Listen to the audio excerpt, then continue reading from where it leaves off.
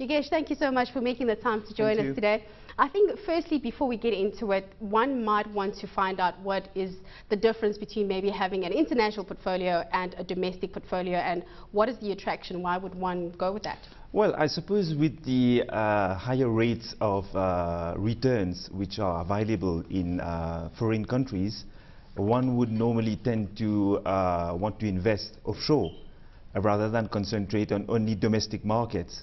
So we are seeing a lot of offshore investments currently, and Africa being the flavor of the century, we are seeing a lot of investments, cross-border investments going into Africa these days.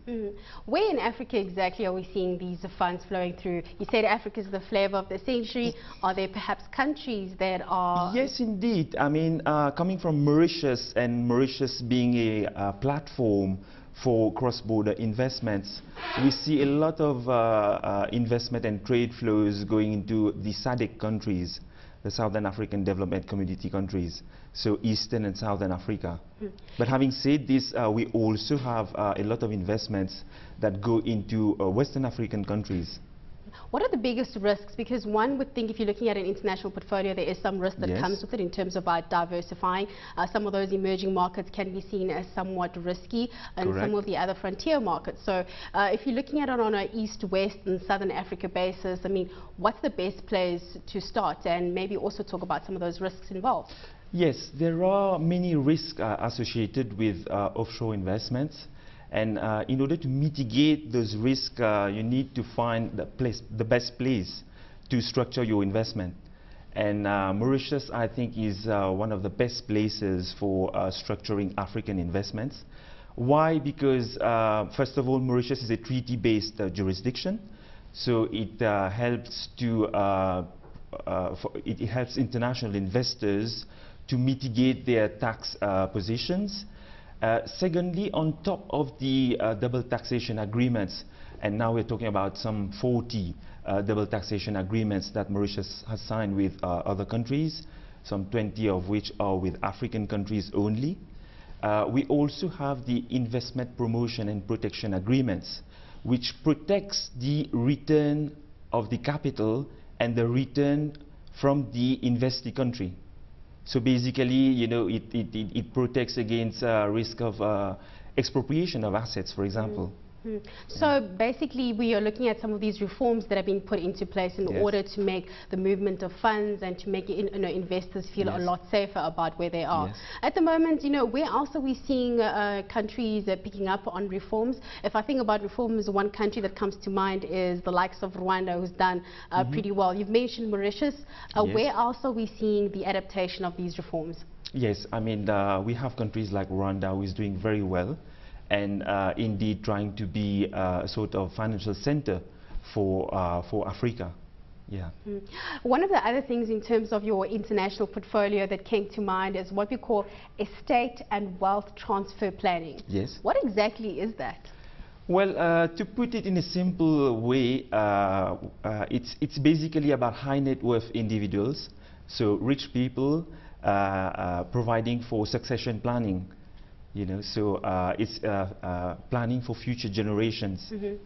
Exactly, but so they're talking about estate specifically. Are we making sure that when it comes to looking for the right real estate, that it is in a place where your generations to come would not depreciate, or yes, it doesn't only cover real estate. It basically covers all the assets of a high net worth individual. You know, you would like to, if you are a rich person, if you are a high net worth individual, you would want to ensure that there's proper succession planning, there's asset protection, and you know that the wealth that you have is properly passed down to future generations.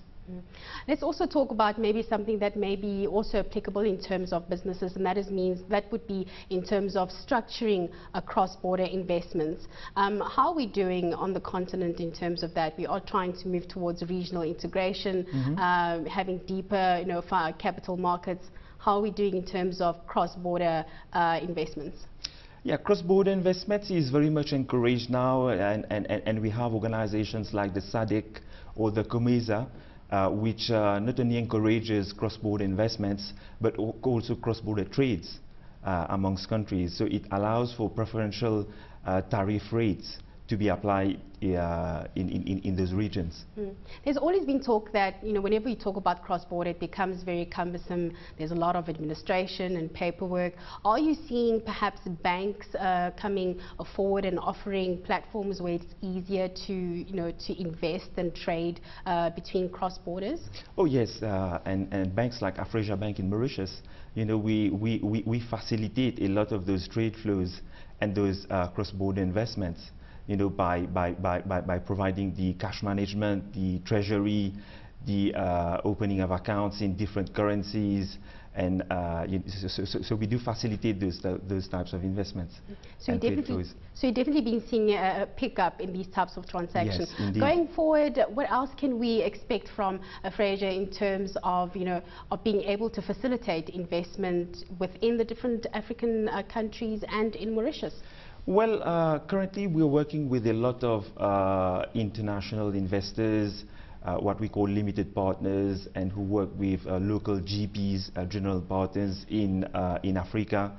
And very often, we see there's a mismatch in the raising of capital from those limited partners, and there's a cash flow problem, and we try to assist those international structures that are set up in Mauritius in order to raise their funds and to basically facilitate the investments until the capital calls are received from the international investors.